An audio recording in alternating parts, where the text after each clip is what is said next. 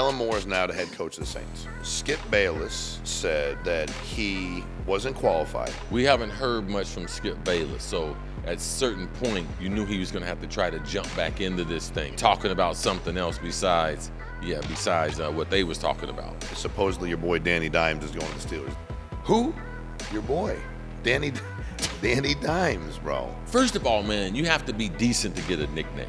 C.J. Gardner Johnson, you see the shirt he wore to the parade? What did it say on it? Swifties can lick my balls. As a teammate or a player, do you think that that's out of pocket? I'm not trying to get likes and stuff by wearing some type of t-shirt to try to make some other celebrity look bad when she really is a celebrity. And you're a world champion, but that will go away.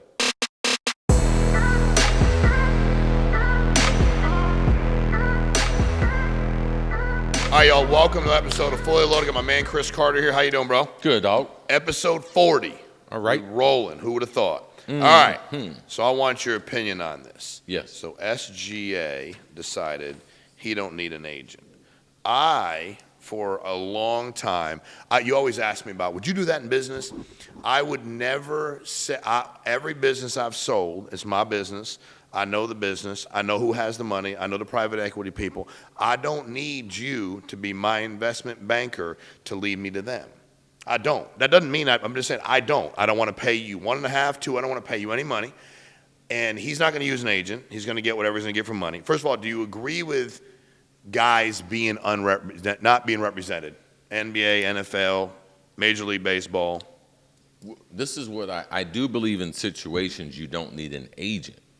I do believe a financial advisor is probably more appropriate, especially when you're slotted into this, hey, I'm going to get a super max, I'm going to get a max contract.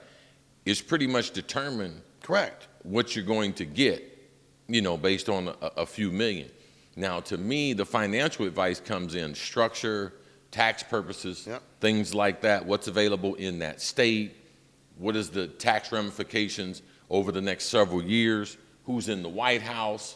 Yeah. Like all these things, the wording, I do believe, get help on those things to make sure from a structure standpoint, and you basically can pay someone a fee, an hourly fee, to be able to do something like that. But I think it's going to become more and more common that we have seen over the last 10 years where people are taking control financially, and I think the overall financial literacy of the athlete has gone through the roofs compared to where it was 20, 30 years ago.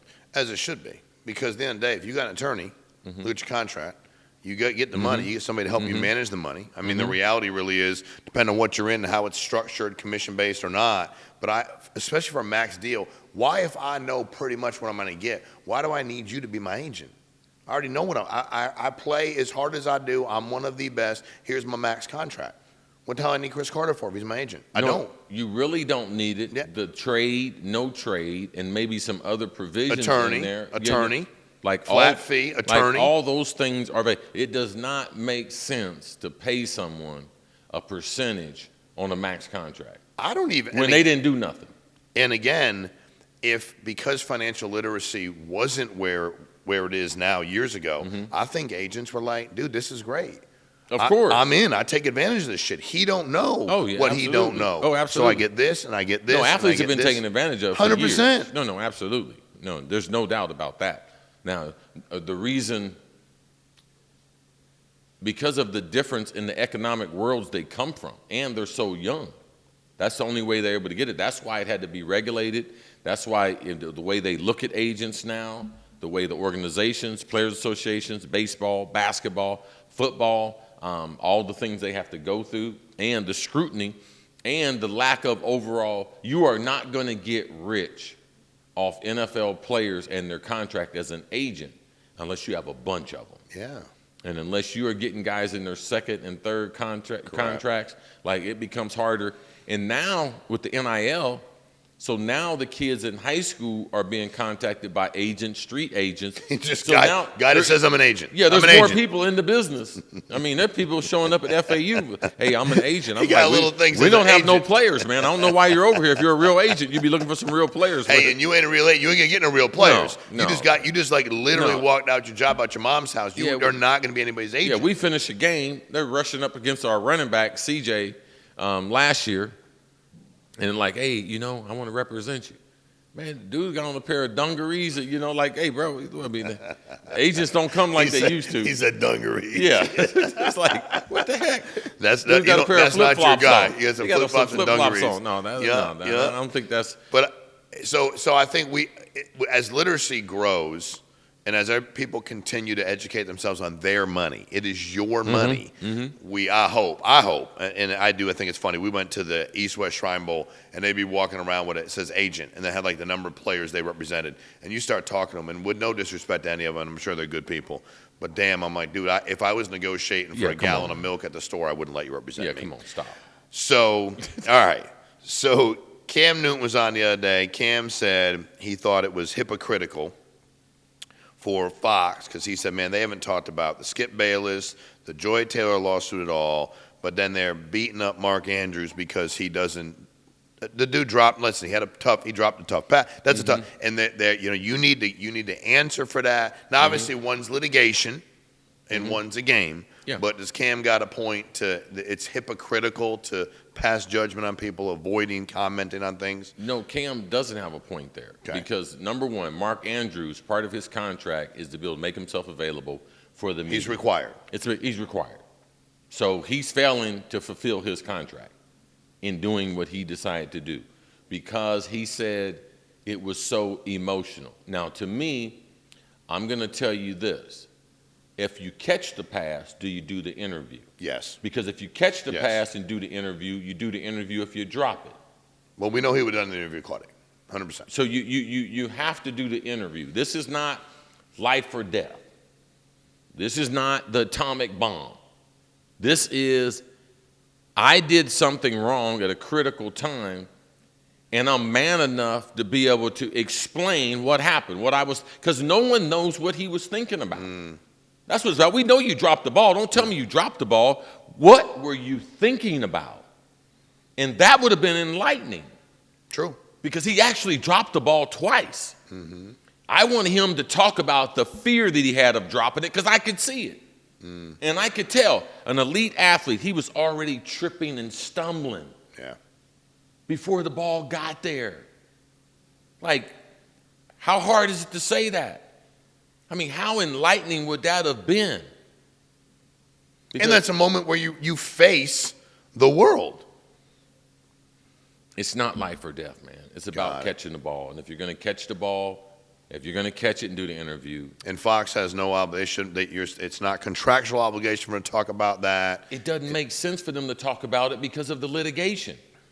Like, they can only incriminate themselves. All they can do is lend support to one side or the other, which they don't know, and the investigation hadn't taken place, so Cam is totally wrong about it. Now, what he wants and what is legal for a company, those are two different things. Like, Got it. but as a business organization, I mean, has been a lot of rumors about sexual assault on the job, and no one ever comes out and makes a statement. No one. Correct. Even the ones that acknowledge it. They let it They play get out. rid of the people, and they let it play out legally. Got it. All right. So you might not be a Steelers fan because supposedly your boy Danny Dimes is going to the Steelers. Is that a good? Should they be picking him up to play quarterback in Pittsburgh? Who? Your boy, Danny Dimes, bro. Like, first of all, man, you have to be decent to get a nickname. Well, he got one. He still got one. Would you call him Danny what? A penny? I wish I had a nickel. Danny, I wish I had a nickel. Well, they saying that he'd be a good fit for that offense. I was reading some stuff. Like, are we that deficient at the quarterback position in professional football that we're having a discussion about? Why don't him? they give Justin Fields a chance? What has he done more than Justin Fields? I don't know. I thought he should have started last year, even though I just think he should have played over Russell Wilson. But I agree with you. I don't know. Now, so for me, eventually, Justin Fields is still a young player. and he deserves the right to be able to quarterback a team. And I do believe someone's going to give him the opportunity. I don't believe Pittsburgh would answer their quarterback question by signing Daniel Jones. I do not believe. I believe that their problems run deeper than that, and not only quarterback issues, but that wide receiver, they got a problem there as far as competent pass catchers and a competent group that can be dominant going against the Browns, the Bengals, and Baltimore. Like, you need some dudes, man. You need some dogs. He ain't a dog. He ain't your answer. I mean, he might be a dog, but not the kind of dog I like. Okay, got it.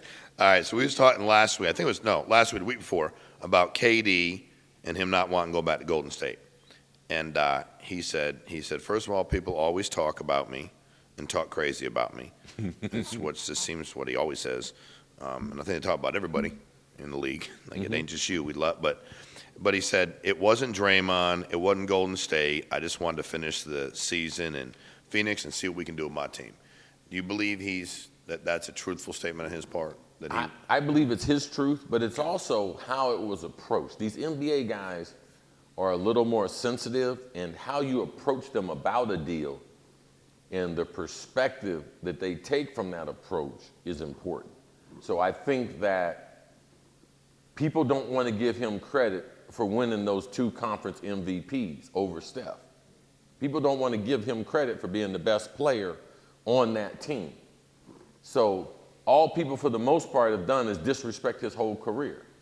So why would I, at 36, why would I jeopardize myself to going back to playing under Steph? Like, people are never going to like Kevin Durant more than Steph. Like, I don't see the difference between the two of them, like that I would like one of them more so than the other one. I do believe it legendary. I mean, they are both top 10 players in NBA history. No doubt. But the amount of disrespect that Kevin Durant gets compared to Steph is totally lopsided. So why would I jeopardize myself when I'm going to make the same amount of money anyway? Correct. So he said he'd like to be able to see if they could max out the talent there in Phoenix. And he said he didn't want to move during the season. And when you don't have to move and you got hundreds of millions of dollars. And the money's the same. The money's the same. Don't matter. Like, why go over and jeopardize yourself to that move during the season, all the media onslaught? And I remember Draymond saying to KD, we don't need you. We were champions before you got here. Yeah. Now, that's not something I'm getting ready to forget.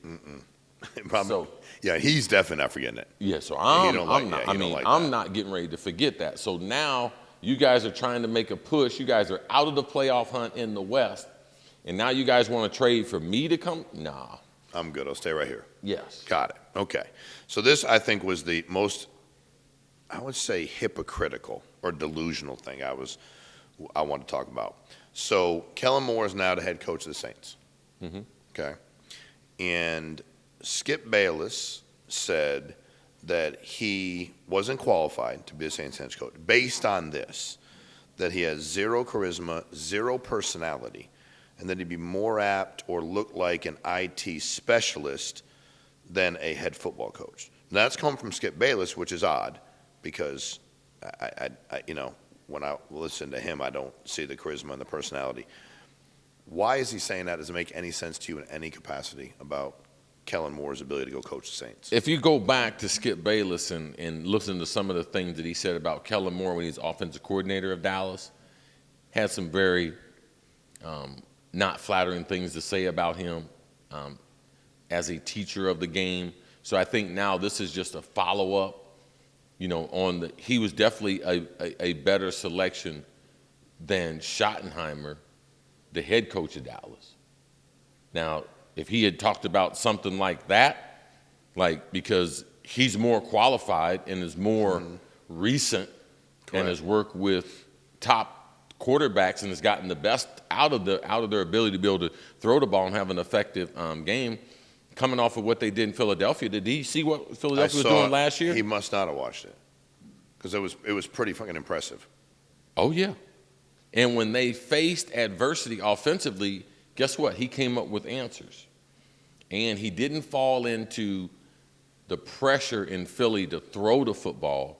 They stuck with the running game, play action pass. They know exactly who they are. So I thought he did a good job with the personnel that he had there. Once he added Barkley, I mean, they were off to the races. So I think Skip Bayless, this is more about the old Dallas Cowboys coach and his overall criticism and him thinking that he is the number one authority on speaking about the Cowboys. That's where I believe this comes from.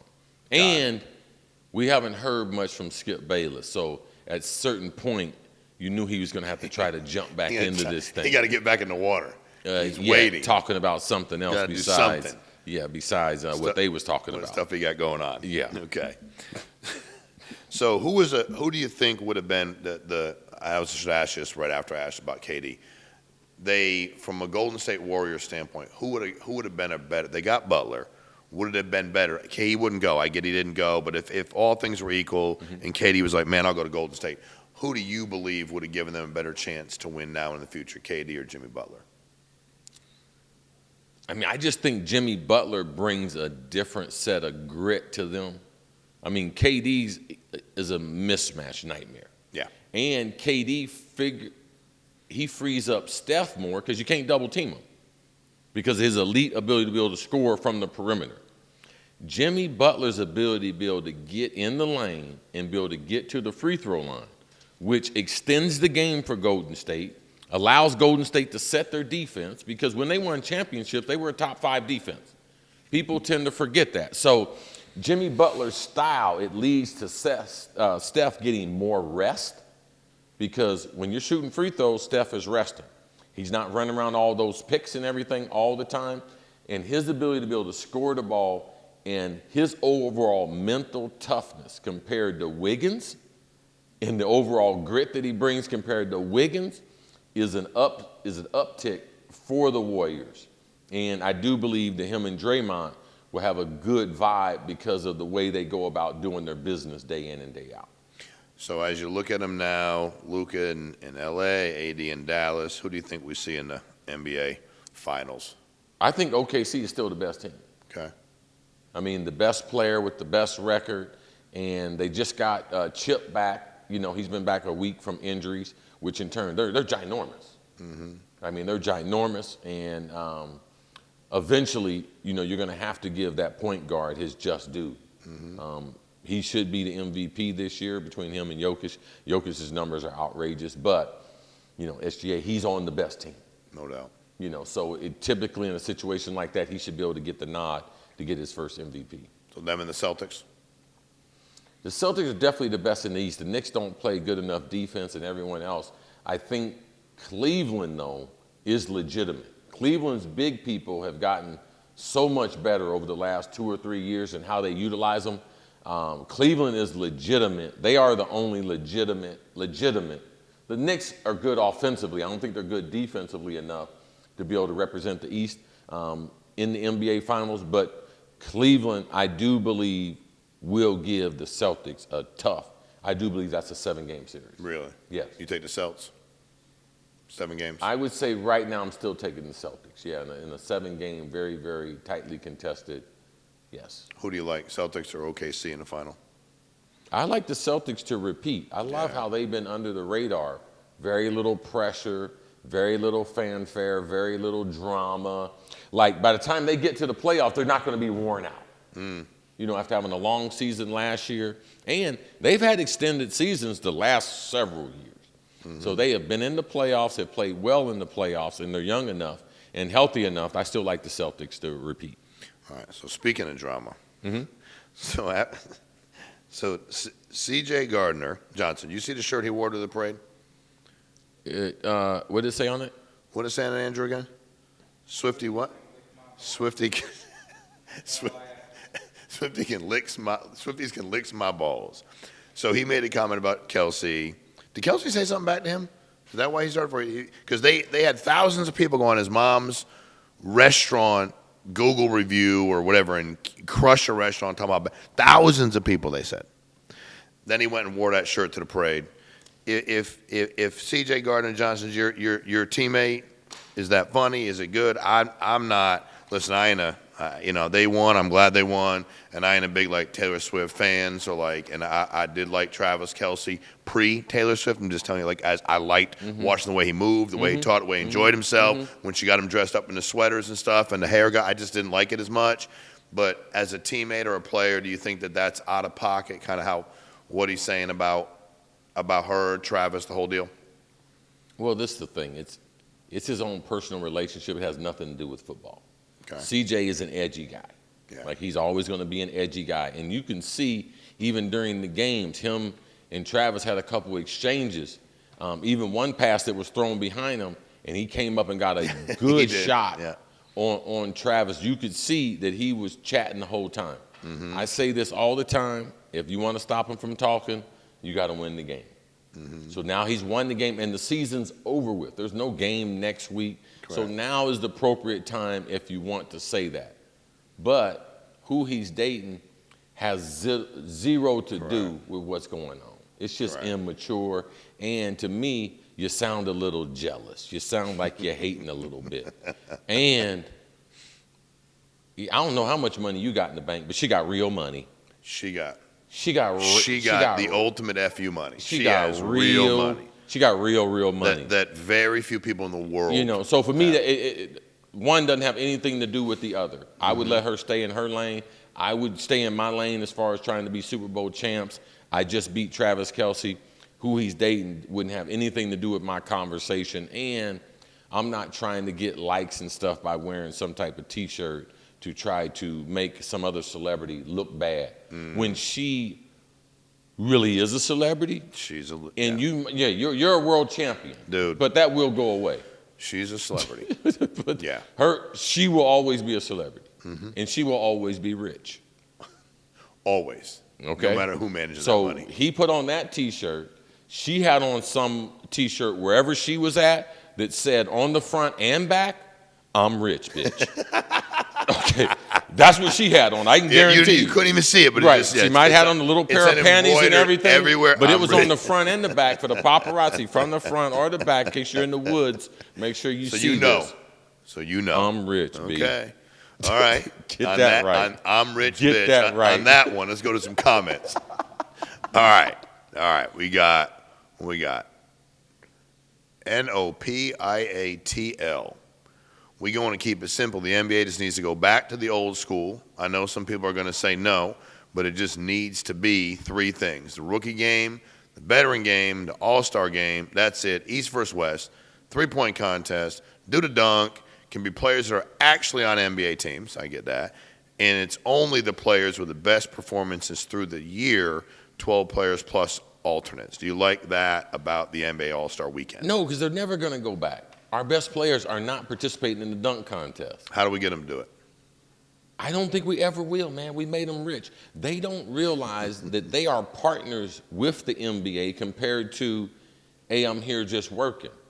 Like, they are our international partners. We have an effect on the game positively or negatively based on our participation. The last 2 years, the NFL flag football game is led by Justin Jefferson. Great looking, best wide receiver, one of the best players we got in the league. He's out there playing flag football, dodgeball in Orlando. That's why we got the same ratings from a TV standpoint from our All-Star game to their All-Star game, and they're in the middle of the season. That is not supposed to happen. No. Flag football compared to the NBA All-Star game? No, that's not supposed to happen. Dodgeball? Come on. That's not supposed to happen. But it did. It did. And it will continue to happen unless they totally reface, and the players have to buy in, especially the marquee players. Got it. That's what I said, yeah. The All-Star was crazy. All right, Oswald Williams, 1324. The thing I appreciate about CC the most is that he covers sports like a former player. Too many times former players cover sports as if they never played, if that makes sense. Does that make sense? No, it makes sense. Yeah. I mean, makes sense to me. I think my perspective, I'm going to try to come from where a player came from, because everyone else can come from the other spot. Correct. Like, I'm not trying to give you a perspective that you understand or more familiar with. I'm giving you my perspective. That's why you do these things. Correct. And our experiences in life, get us to a different perspective, and we're able to share those perspectives in a healthy environment. Like, why should I be trying to pretend like I didn't play? That would be idiotic. That's my cachet. That's my shit. Correct. That's what I did. Like, Yeah. I used to do that. Like, those guys build buildings, paint, do sculptures, photographers, people swim, all kinds of stuff. We played ball. And other things off the field, we've been able to build some businesses together. We've been able to be successful at living. It's called human development. So those are the types of things I like to keep the conversation about. I like it, dude. Sean Slaughter, 4497. He put the NFL All-Star. The NFL All-Star flag football game is super trash. Both suck. So Yeah. yes, yeah, we ain't arguing that. Yes. All right. Let's see.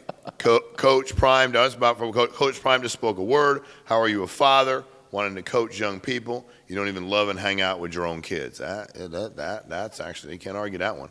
Primey's, that was Foxy Melissa. Then you got Patrick Thompson, 8511. Primey's unique college football. No other coach has much pure football experience. He's been recruited. His kids have been recruited. He's been drafted high, face of a franchise superstar, 2 sports. I agree. Super Bowl, World Series. I'm sorry, your little NC win don't stand up to all that. Who is that? Us parents that have kids that have been recruited know it's really about the talents on the roster over X's and O's. Not every kid is capable of making the passes and catches Shador and Travis made. You get enough players like that. Thank you. I don't know what the I think that was a compliment. I think it was too, but I'm going to go with it. Right. All right. Great interview with Coach Prime. He's great. Thank you, Fully Loaded. Thank you, 61 Doll Baby. 8 days ago. All right. Oh, Merriman telling the truth. Yeah, I like that one. We all know Mahomes is a this one is Mel Quan Shabazz, 2224. We all know Mahomes' ass is a basic quarterback whose ass would be handed to him during Merriman's tenure in the NFL. The present-day rigged, in capital letters, NFL, has handed Mahomes 3 Super Bowls and asked that sellout Kyle Shanahan. That was a lot. Yeah, he would still be good in any era. That was a lot going on right there. If Tom Brady was good. I like that. Era, Hey, but he's angry. I like he the would be emotion. good. Yeah. I like the emotion. Yeah, He's he would angry. still be pretty good. All right, last one. By design. I don't even know how this podcast popped up on my Roku TV, but I watched the whole thing with interest. Then I had to come downstairs to my PC to comment. Great podcast. So I like it. We appreciate it. We appreciate it very much. Subscribe. Subscribe, like, share, get it to other people. Let them stumble upon it by accident. Yeah. Put it in front of them. Keep stumbling, homie. Keep stumbling. Chris, I appreciate you. Love having you on. And we really, really do appreciate you taking the time to watch us every single week. Thank you for that. We'll talk to y'all next week.